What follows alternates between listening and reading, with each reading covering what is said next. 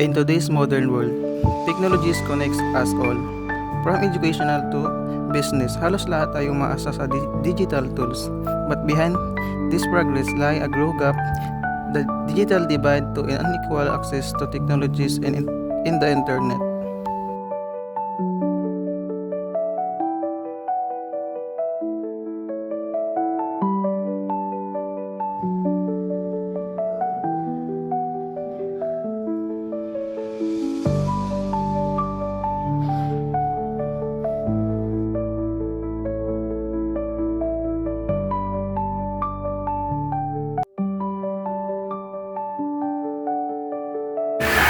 According to International Telecommunication Union, 2024, about 2.6 billion people around the world still don't have access to internet.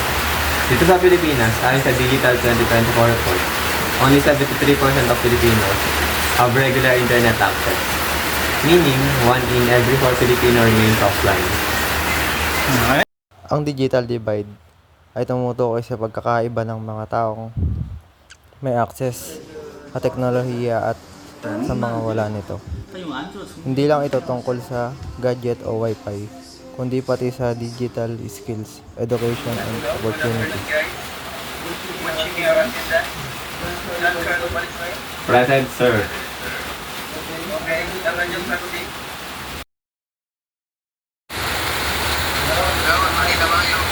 Sir, wala po signal, sir.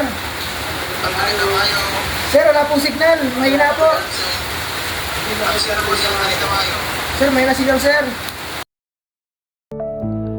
Habang ang ilan ay konektado at updated, marami pa rin ang naiiwan at hindi nakakasabay sa modernong teknolohiya.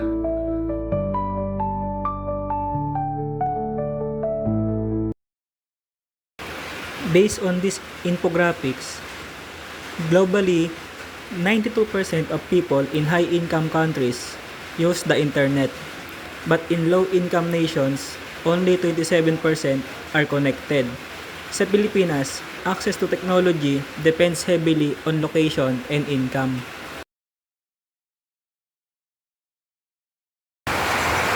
Habang mabilis ang internet sa mga urban areas, mahina o limitado pa rin ito sa probinsya. Ito ang tinatawag na connectivity gap.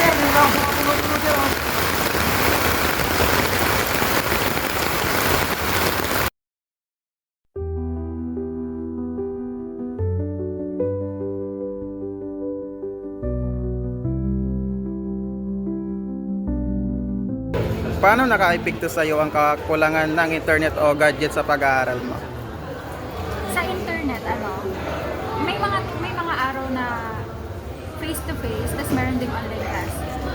Syempre kapag online class, may nahihirapan kasi, lalo na dito sa school natin wala masyadong signal. Hindi nakaka-join yung cellphone ko kasi kahit may wifi man or walang signal, gano'n. Hindi ako nakakapag-join sa online class.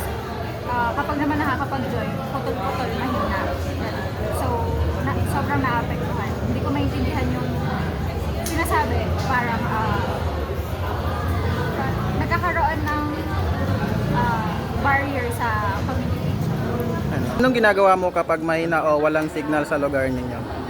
Usually kapag mahina yung signal, lumilipat lang ako sa lugar na mas malakas yung signal. Pero minsan naman, bago ako magpasa ng activity ganun, parang hinihintay ko na lang malakas yung signal. Kasi di ba minsan nagbabago-bago, minsan mahina, minsan malakas.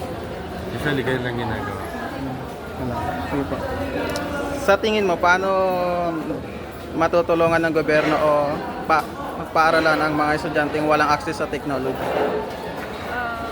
Sana po magbigay ng libreng wifi sa mga public areas o tulong sa gadgets para sa mga estudyante. Pwede rin magbigay ng learning materials na printed para sa mga estudyanteng walang internet. Thank you po.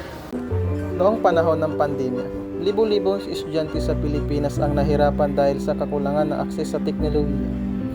Ang mga online classes ay naging hamon para sa mga walang stable internet connection.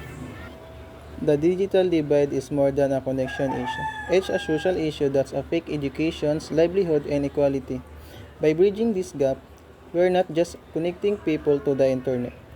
We're connecting them to opportunity, knowledge, and a better future.